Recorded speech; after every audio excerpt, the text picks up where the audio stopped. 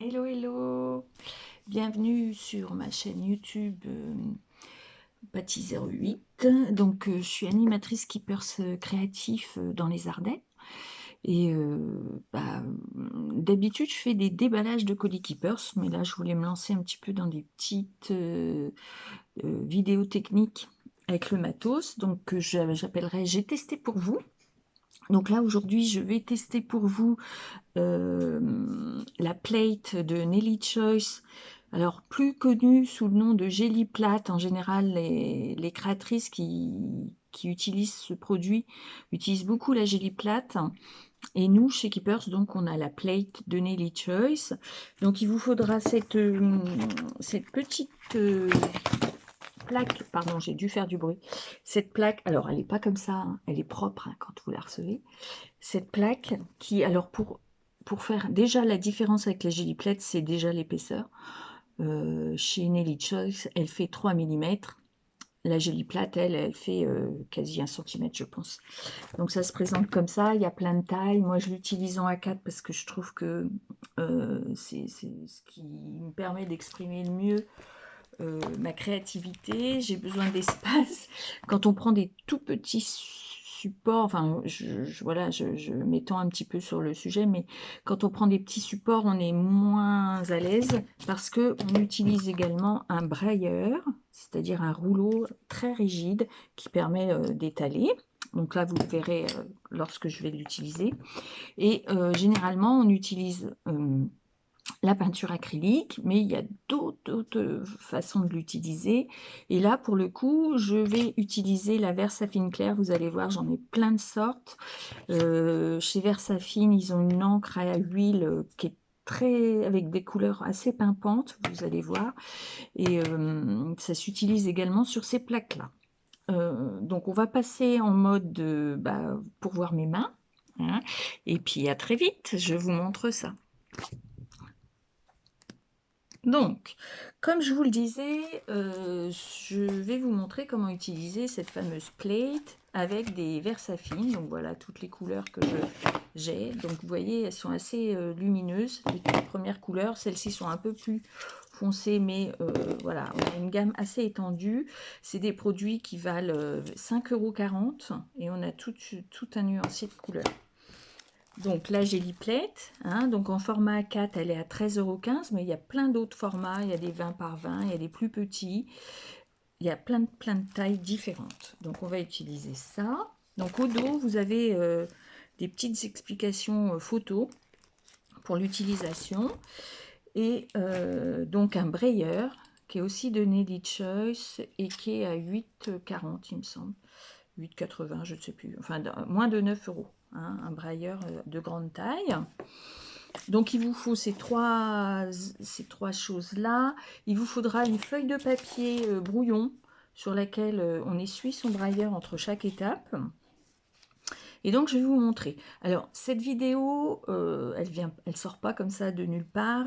Elle vient elle m'a été inspirée en fait par Anna Bondu, qui est une créatrice mix média qui connaît à fond la Jelly Plate. N'hésitez pas à aller sur sa chaîne YouTube pour voir tous les petits tutoriels qu'elle balance très régulièrement. Vous verrez, ça regorge d'idées.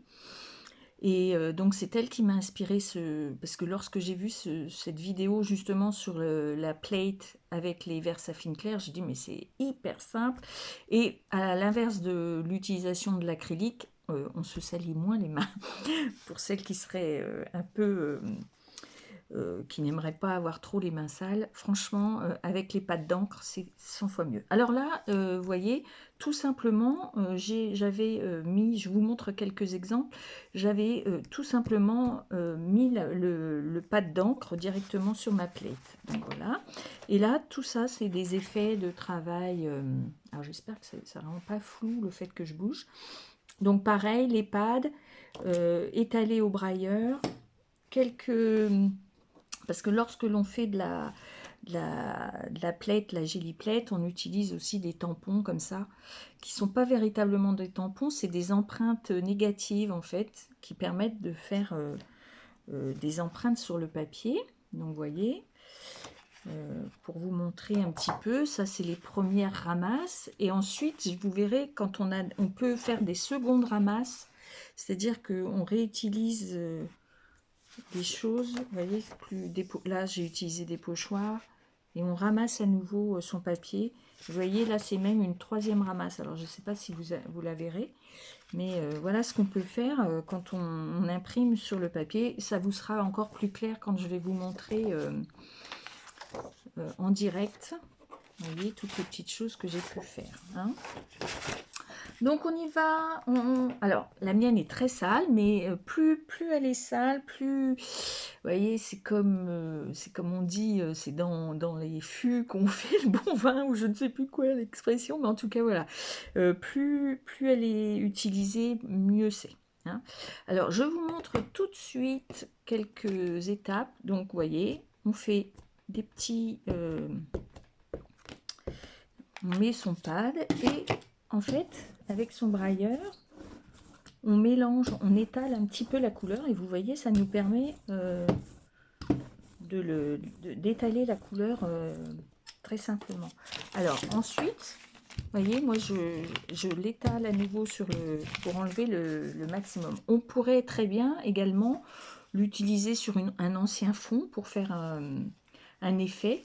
Exemple, vous voyez ici, hop, et je me retrouve à avoir des teintes de mon... En fait, les fonds se travaillent au fur et à mesure. Hein. Donc, le violet, par exemple. Ensuite, on va mettre un petit peu de jaune. Donc, ne pas hésiter à nettoyer son brailleur pour être sûr de ne pas avoir du... Dans l'idée, c'est plutôt de commencer par ces couleurs claires et finir par ces les couleurs un petit peu plus foncées. Comme ça, vous êtes sûr que les mélanges ne se feront pas trop. Vous voyez, un petit peu de bleu. Donc pareil, je nettoie mon jaune et je mélange. C'est pour permettre de fondre un peu les couleurs entre chaque bande. Hein. Donc voilà, là pour le coup, donc si je mettais mon papier, je récupérerais l'ensemble des couleurs. Je veux, dans un premier temps, y mettre un petit peu de texture. Donc voilà, comme je vous disais, ça ce sont des négatifs de tampons en fait, et donc on va obtenir, vous allez voir, ce genre de motif. Donc je vais également le faire là. On peut également utiliser des tampons de fond que l'on a, tampons acryliques classiques, à savoir que par contre, comme c'est des négatifs, il ne faut pas que vous ayez des lettres ou un sens, parce que là, pour le coup, ils seront sans doute à l'envers. Hein, vous voyez, donc là, moi, c'est un tampon de fond tout simple. Donc ensuite, ah bah vous voyez, c'était déjà un effet. J'utilise toujours les rectos et les versos hein, en fait de mes feuilles, parce que ça me permet de faire des petits livrets, des junk journaux, enfin des petits mini-albums où les fonds sont déjà prêts. Et ça me permet après de les travailler comme je le souhaite pour en faire un mini-album. Voilà. Donc avec la paume de sa main, on étale et vous voyez, on récupère donc, les choses qu'on a fait. Donc vous voyez là, c'est le côté ici. Et puis ici, c'est mon fameux tampon sur le bas là. Vous voyez mon tampon qui est là.